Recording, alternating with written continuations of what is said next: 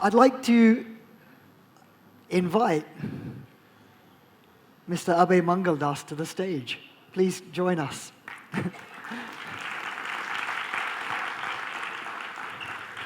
Thank you.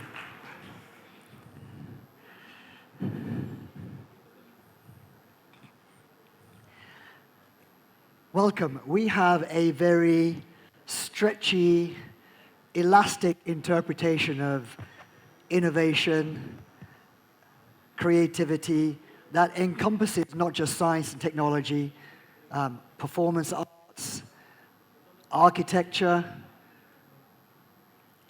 green technologies, impacts on society. And I think the cross-fertilization and convergence of ideas from different domains is one of the things that we would like to do at O2H. And the reason we've invited you here is that you're a pioneer in many different fields. So it really is a great pleasure to invite you here to the O2H Innovation Conference. Please, everybody, give Abhay a really warm round of applause. Some of you may know the House of MG. Agashiye makon khadu. Everybody? Greenhouse. Fantastic thali, fantastic food. So firstly, let's start with food. And I have to say, at your greenhouse restaurant, it is probably my favorite restaurant in the whole world. I have patra, and a handwo, and a lily chutney. Every time I come there. What inspired you to combine traditional thali with healthy Gujarati food? I don't know how many of you know, but the House of MG is an ancestral home. And I'm not a hotelier or a restaurateur. So at one point when the property, which was owned by many family members, it came up kind of for sale for whichever family member wanted to take it. My father, who's an architect, encouraged me to take it. And now that we had it, the decision was what to do with it, which hadn't been made yet. And at that time, the property was vacant. It wasn't vacant, it was full of tenants, which meant that we only had the parking lot and the terrace available. At home, my own home, we eat on the terrace a lot. So the first idea was, why not, this is a home, why not start eating on the terrace here as well? So that's how Agashiye started. And greenhouse was the parking lot, and many of you know Swati Snacks. So Swati Snacks was an inspiration. It was, that time was in Mumbai. And I thought that simple food, the only kind of food I know, comfort food, if it is served in an a la carte fashion. So really it was the thali served separately in greenhouse. Basically that's what it was. In greenhouse it's a fixed menu, and at Agashiye it's a fixed menu, which is served in a thali. And in greenhouse, more or less, of course now it's evolved, but the same things are served separately. So we made 2 restaurants out of 1 kitchen. That was very efficient. And I have to say, whenever we bring guests from overseas or other parts of India, the first place we go to is always either Agashiye or the greenhouse. Now, firstly, I'd like to thank you for the wonderful breakfast we hosted at you hosted me at your residence for breakfast. You're very welcome. A couple of weeks ago, and I had great fun drinking masala chai with you, and then having this delicious muesli breakfast. So, how do you start your morning?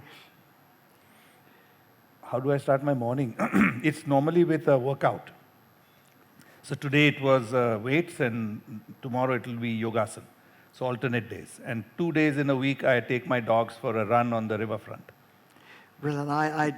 It's a beautiful property and a beautiful breakfast. So firstly, thank you for that. Do we have the video? Because we've got a few images and videos to kind of help explain some of the things that you've done. Have you got the video of How are you? Abhay? Hi, Yeah. Abhay. Good to see you. Place is looking as lovely as ever. Thank you. We try. Wonderful. I just said that elections can come and go. Some things remain unchanged in Ahmedabad. One of them is House of MG. And what you've done here is remarkable. Restoration, right? Yes, it's adaptive reuse, I like to call it, because the purpose for which the house was built as a home and what it is now is different. So when was the original home built? How many years ago? There are two wings. This particular wing, which is the CG wing which we are in, was 1904. 1904. So this would be your great-grandfather probably. Great-grandfather. Wow. When he was first generation textile mill owner. So I want to tell our viewers that, this is one of the original textile families in what was the great city of textiles in the early 20th century. So you've preserved all the old photos over the years, the family tree. What we made this house into, that we made a hotel out of it, but we tried to bring all the family archives and everything here, so it's become a repository of all the family legacy, including photographs, textiles, artifacts, jewelry, silver, everything is brought here. Is that heritage quality of Ahmedabad still intact? Because, when we travel around Ahmedabad, we almost feel that we are in new Ahmedabad. Is the old Ahmedabad still there? Do you believe it still is preserved, protected, more needs to be done? I don't believe heritage is static. I think what you mean is that our roots in heritage are deep. But Ahmedabad is one of the rare cities which continues to evolve, and for those families which have had the privilege of growing up with a certain exposure to what you call heritage and culture, they retain it, but they bring it forward, as we've tried to do. So this house is definitely an adaptive reuse. You may find a lot of contemporary elements in it, but you'll always find... So what inspired you? There's always a risk of putting people to sleep after lunch. Well, hopefully we'll definitely won't do that today. Although after I've had one of your thalias, I usually do feel like sleeping. What inspired you to take this particular journey in terms of what you call adaptive reuse?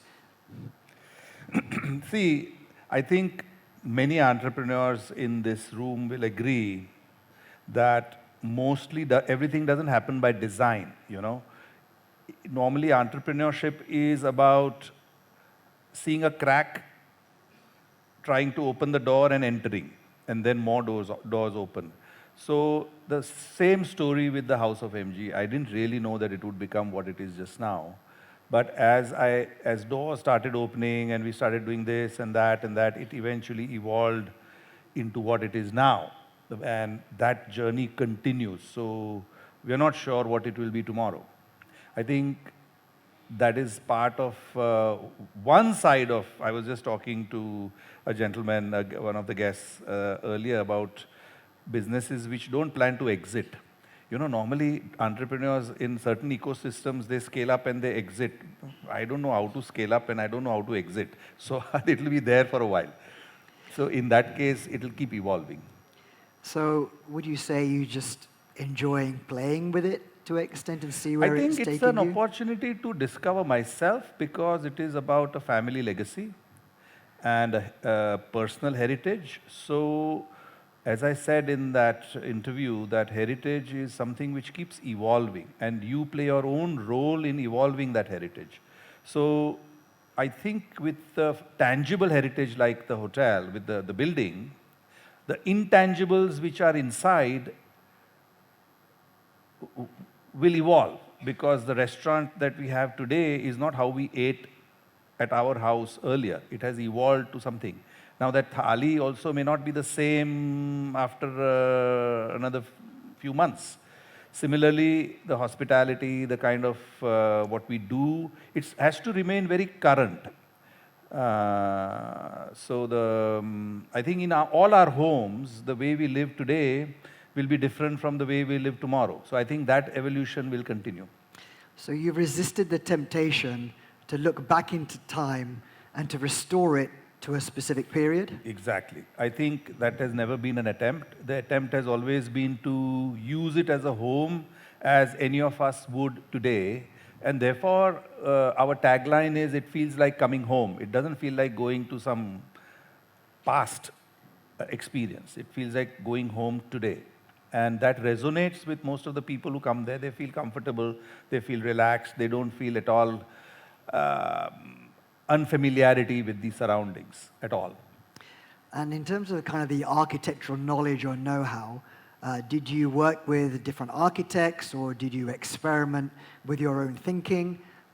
My father is an architect, so he helped me with the master plan. But once that was done, the rest of the property was, we worked with many different young designers from Ahmedabad, and we continue to do that. So the broader kind of creative vision comes from one person, but the execution is done by different people in the team. Was it very deliberate with the master plan? Let's look at the master plan.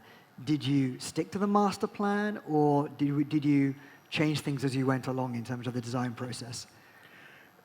No, the master plan pretty much defined the spaces, because in a hotel you need to define spaces.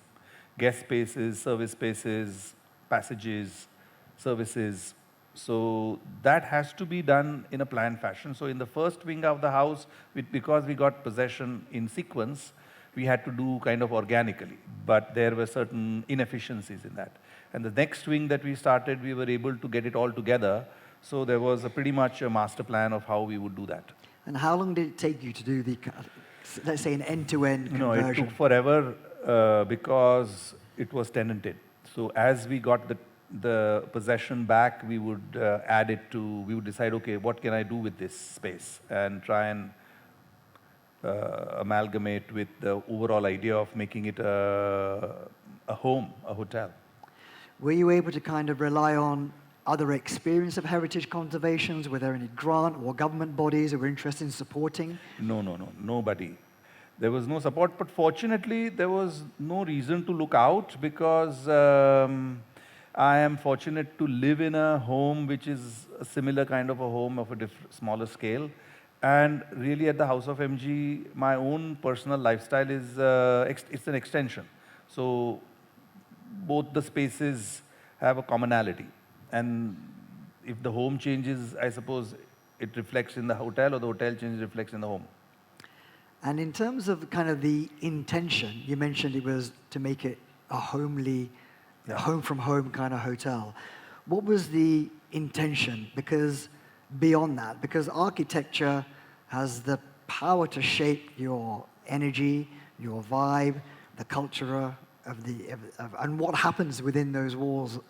So what was the energy or the vibe that you looked to do? Did you want to inspire anybody, or just? No, I think it was, there was no big intention as such, except to make it like a home. Now, how a home can be in different spaces can change. We've restored 4 properties. So in each space, the way we have approached is slightly different based on the location, on the environment, or the vibe that that place has. And I think any space really talks to you, you know. So I found that all the 4 spaces that we've done have talked to me, and we take our own time in restoring. So it's not done on paper and executed. It's done on site. And that helps in deciding a lot of detail and working it in a manner which most people are not able to do, because most building projects or hotel projects are done on a architect or interior designer's drawing board and not on site. For example, this one. So a lot of feel and touch was involved? Very much to do with sensibility and a feeling of space. And what do you... Because the space was already there. It didn't have to be imagined. So I was already sitting in a room or a space and saying, okay, what can this be? So it happened like that. Whereas if the space doesn't exist, then it's difficult to really, slightly more difficult to exactly understand how it would be. You can say simulations, but you don't feel the space. You don't see the light, you know. Light has so much to do with it. Entrance or where it exists. There are so many elements in a space which a designer takes into consideration, but he has to imagine it, whereas in a restoration project, the space is there, so you have to imagine it, but you can at least feel the space. So it's slightly different. Why do you think, Ahmedabad has so many wonderful heritage properties. Why do you think so many of them remain in dilapidated condition, or no one's grabbed them by the scruff of the neck and transformed them in the way that you've been able to do? The primary reason is very clear, but not so clear to many people.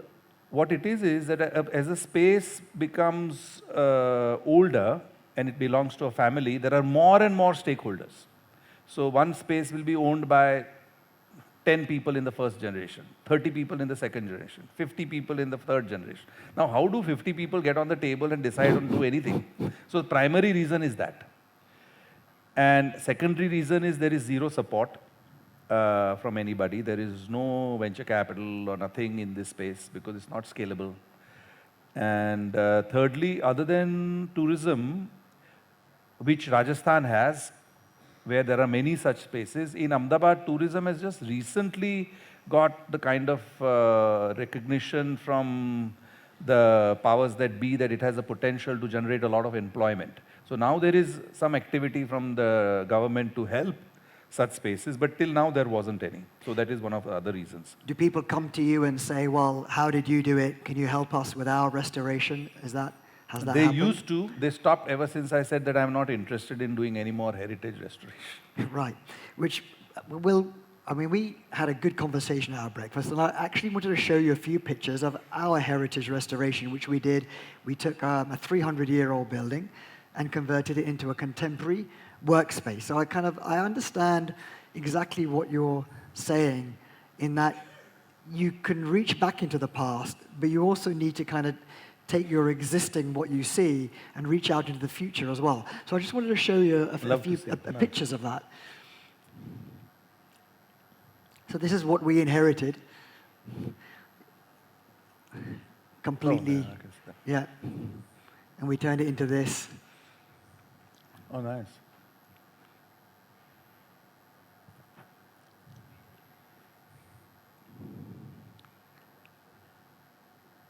Right?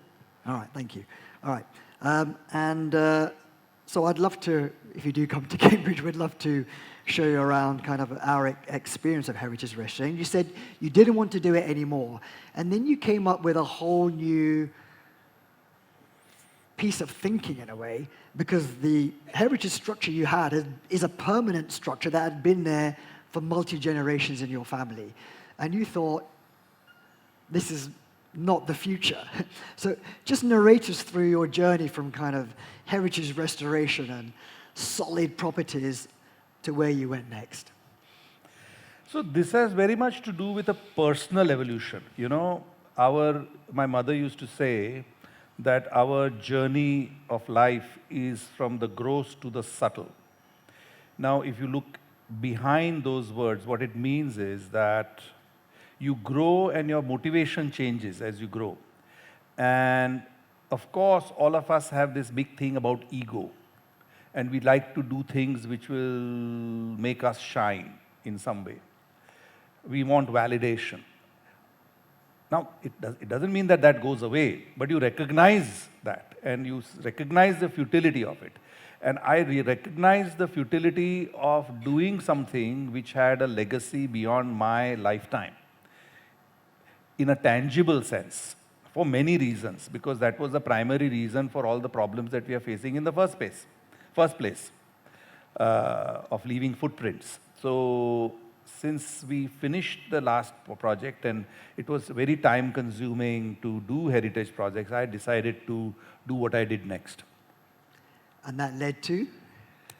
So from thinking of buildings as permanent structures, I began to think of buildings as impermanent structures which were permanently there. So they were permanently impermanent. What does that mean? That means that a structure is put up, it's made in a factory, but it doesn't have to remain there forever. And when it goes, it doesn't leave a trace. So that was an idea which appealed to me. And also the idea today, the buildings are built in a very, very inefficient manner, that the entire factory is actually brought to the site. So to build this building, you can imagine the tons and tons of material which was brought from the factory to this site and then put up. And the hugely disproportionate use of material to the space is evident when you're sitting here, you know. So I think the same space could be done with maybe 1/20th or 1/30th the materials used here. So why not? And why are we using so much material? I am trying to address this inefficiency in building, and at the same time, of course, that other bigger idea that I spoke about. And finally, I think people's perception of ownership and idea of legacy and everything is changing. You know, nobody wants to own a car; they rather get an Uber or Ola, or nobody wants to. They want to use their house as an Airbnb, so somebody else can use it. So multi-use of the same space is the more efficient model of utilization of an asset. So if we want to optimize the use of any asset, we need to use it in a multifunctional way. That is obvious. How do we do that is where the direction is, you know. This permanently impermanent architecture is just one of them, but in every field there is. So we've put a picture up of your geodesic dome up here so people could understand the reference. And I walked inside it and I was blown away just how well designed and well constructed it was. Can you talk us through how you conceptualized that a geodesic dome would be the right form of impermanent, permanent structure? And what are the use cases that you see for the geodesic dome you've?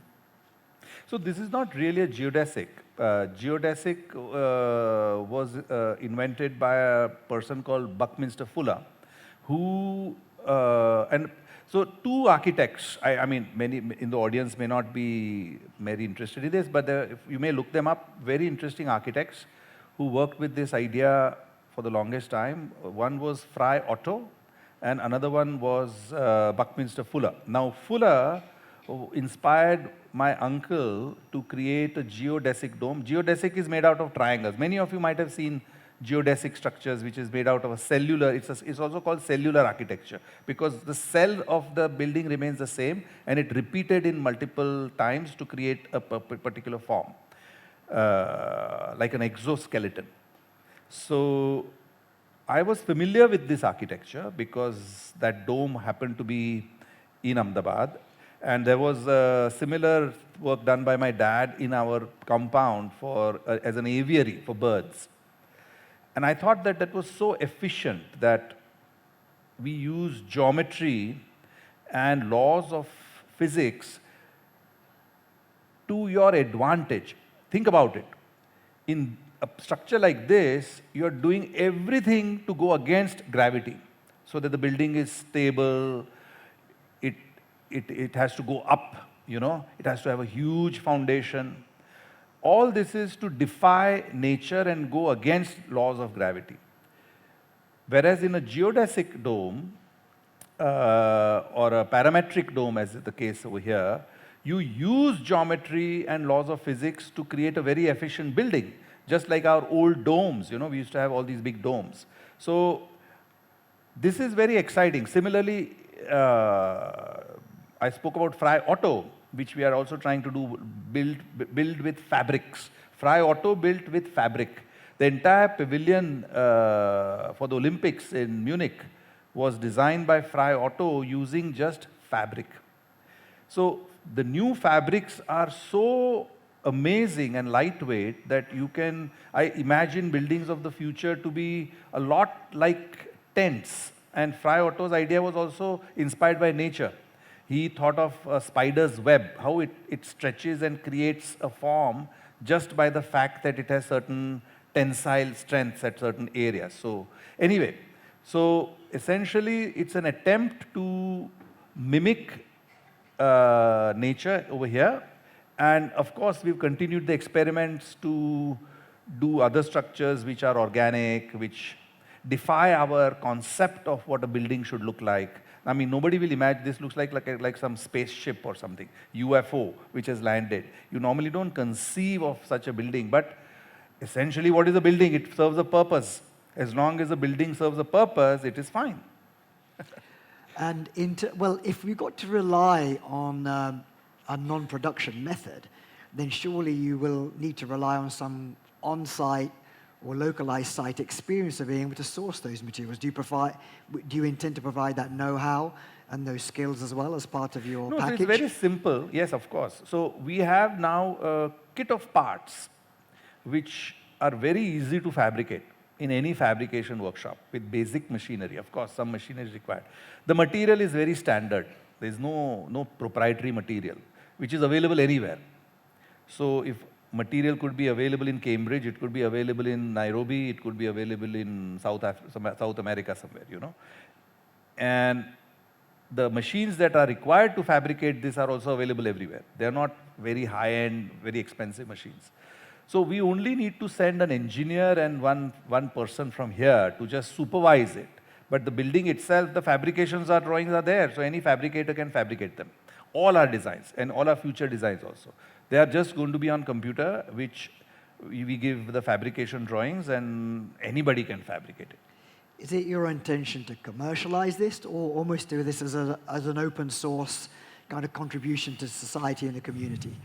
No, I don't think it makes sense for anybody to do this unless they really understand. And for that, we would like to start as a business model, which we would like to provide. And if then somebody decides to copy it, doesn't matter. At the moment, it requires a certain amount of expertise and thinking to put it together. This one and the other ones also. And how do you intend to evolve this model? Are you happy with this prototype or?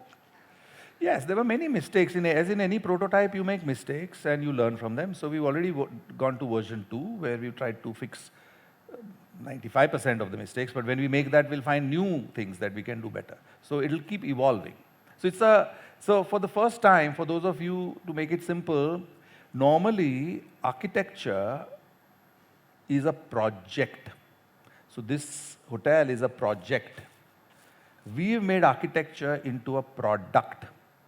So looking at architecture as a product is something which is very foreign to most people in India. I think it's caught on in Australia a lot, in New Zealand and Australia and in the US probably, but it's beginning to become a product. So you can go to an IKEA shop and order a building along with the furniture. So that's the idea. Just does anybody have any questions before we move on to the next moment about the restaurants, the heritage, adaptive reuse? There's now the House of MG Hotels and also the geodesic dome. I think let's let the audience come in at this moment before I jump to the next one. Yes, please. Can we get a mic to him, please?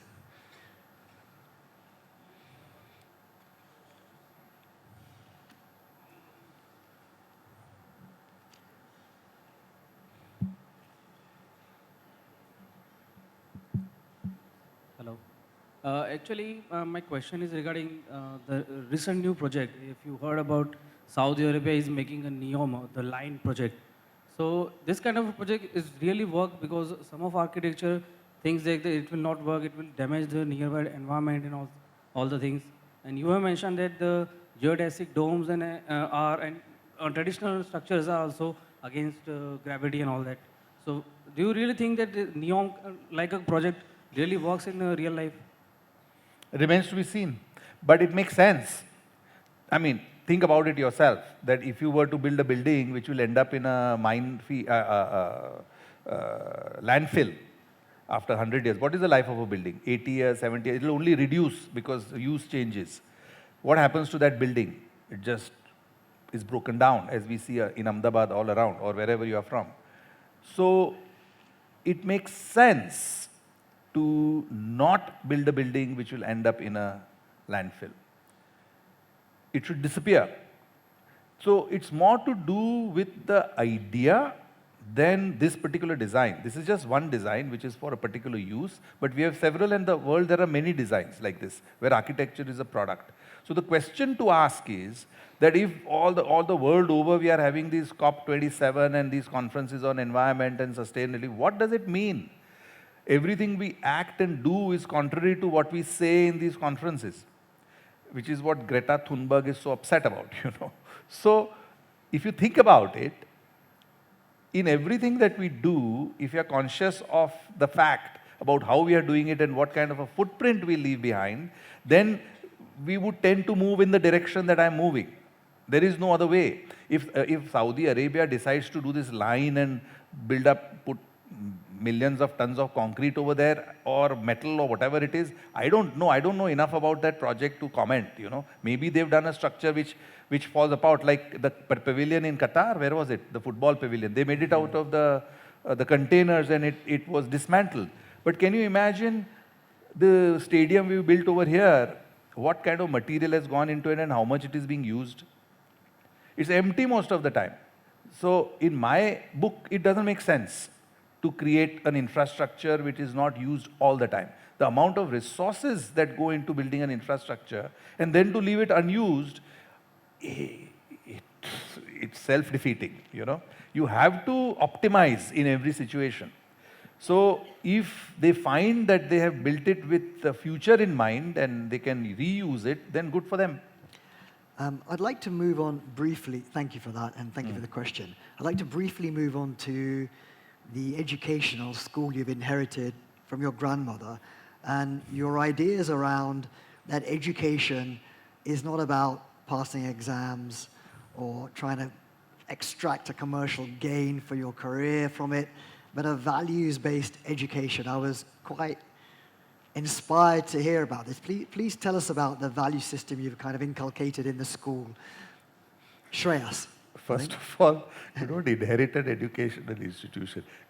I didn't inherit it. It's a public charitable trust, Right. and it has a board of trustees, and I studied there. So I suppose a lot of my own value system came from my education, which I'm attempting to continue in form, you know, which are contextual to today. So this educational foundation always focused on values rather than actually what was taught, and also on the pedagogy of how something is taught. So it is based on a very contrarian model to what conventional schools tend to do.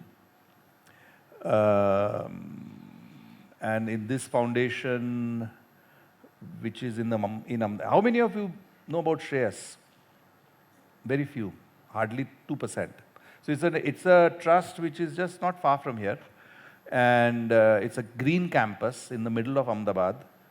It's about 28 acres, and if you see on Google, it's like a lung of Ahmedabad, Shreyas. And then there is CN, and then there is Nehru Foundation.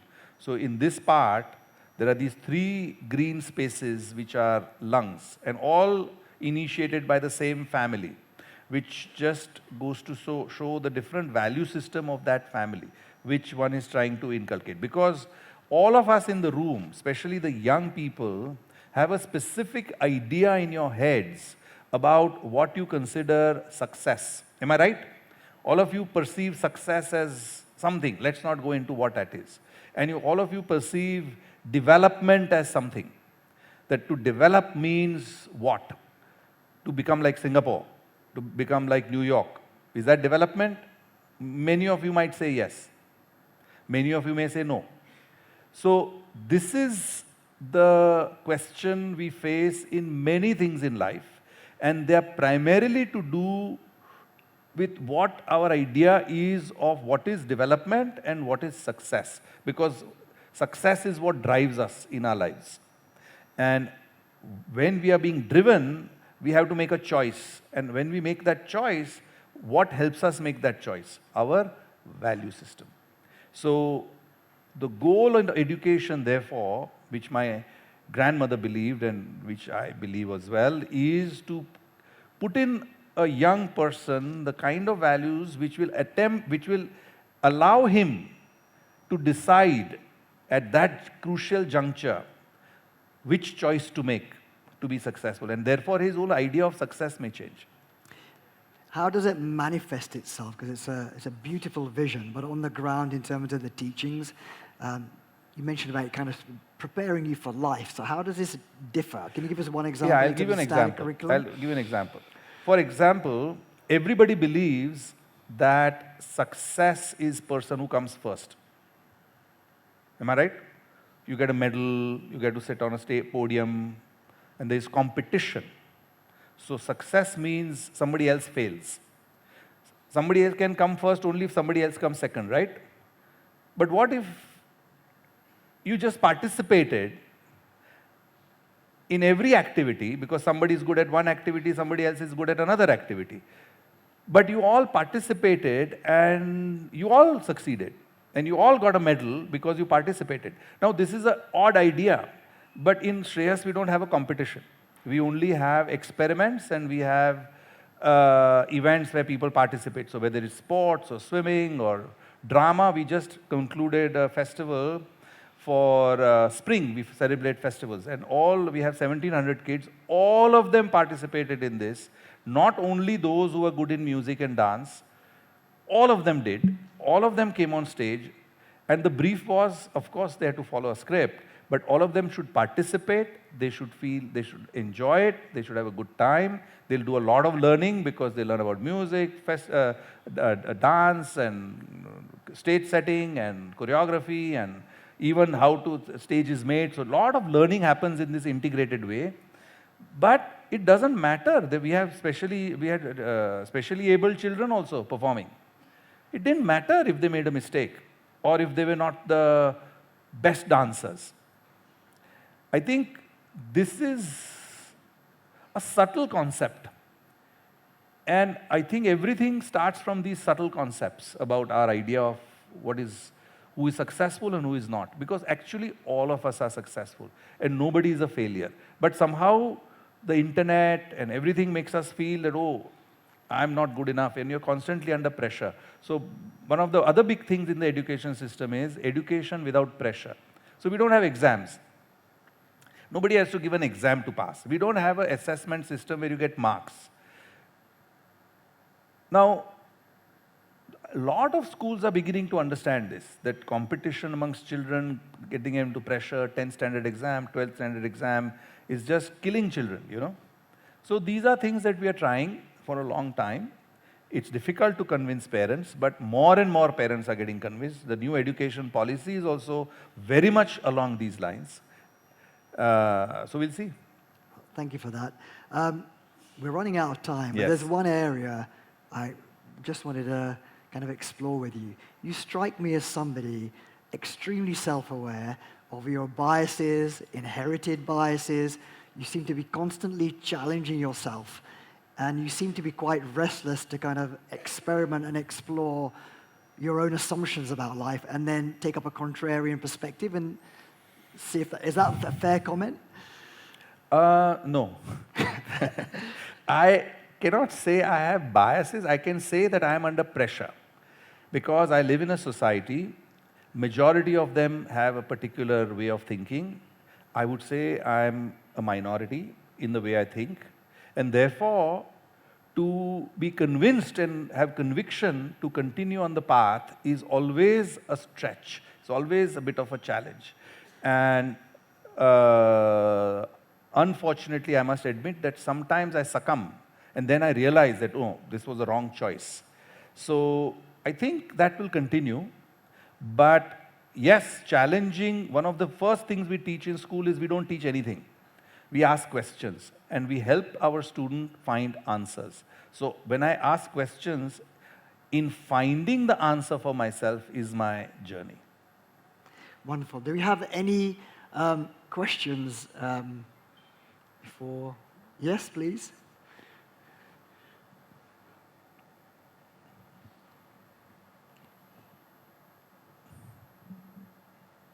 So I had a question with regards to the architecture thing before.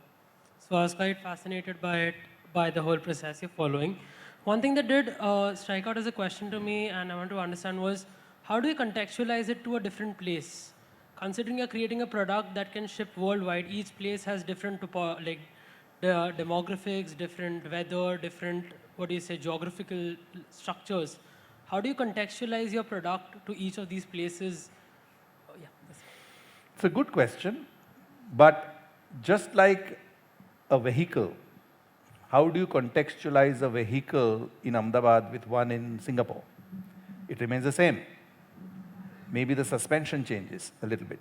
So similarly, when architecture becomes a product, what you can do is maybe weather-wise make insulation different, but aesthetically, you can do a lot. So in that picture of the dome, which was from top, we got an artist from Madhya Pradesh to use the surface as a canvas, and he has painted on it.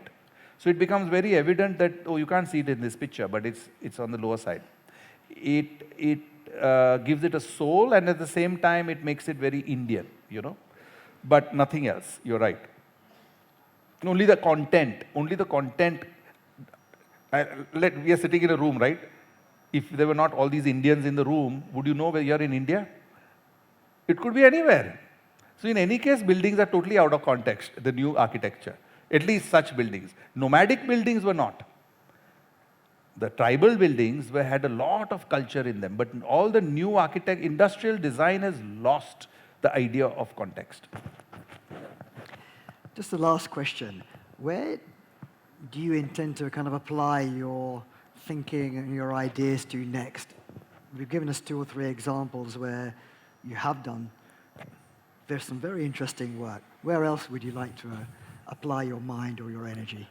At the moment, I think education is really a driving, we are a lab. Shreyas is a lab, and I'm really enjoying being in this lab and having the opportunity and the privilege to work with young minds to think in this way that I tried to explain to you. So I see a lot of opportunity there. We want to remain a lab. We don't think in scale. Hopefully other people may emulate our experiments or our successes.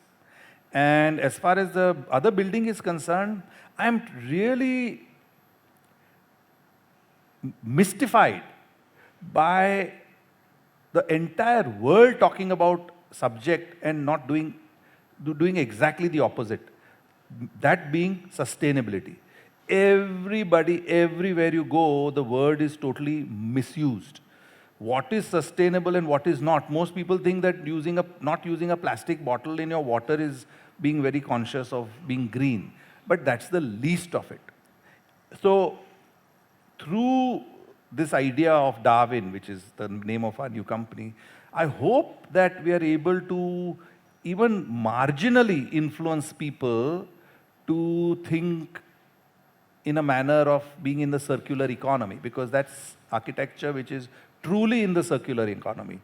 All of you, before we end, I would like all of you to come up with one idea, one thing that you are familiar with, which can really be reused and be part of a circular economy. Maybe it can take on a different avatar, but it doesn't become waste.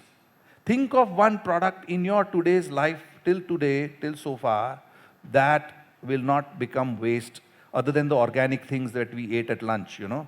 Eventually it will go waste. So we need to come up with more and more products which become part of the circular economy, and I hope, since you said what I want to do with Darwin, that we are able to move in that direction and try to come up with more such products and collaborate with more people who think this way. I've got one final question, which I really can't resist. You talk about the impermanence of kind of building structures. Do you apply similar thinking to your personal relationships, family relationships, friends, other relationships? The fact that I'm not married, perhaps, you know. So that was a loaded question. Relationships are permanently permanent. But I don't know. I think it's a very individual thing. And I do believe that to question every paradigm which society has imposed on us is an interesting way to go. And I think in my life, I just gave one example, but I like to challenge paradigms which are not, they have not evolved, they've just been imposed on us by society and by norms. And I think being in a slightly privileged position as I am, I cannot deny, I am able to do that, you know. And many people are not because they have so many pressures on them. Wonderful. I fully echo your last statement, by the way. Audience, please give Abhay a really wonderful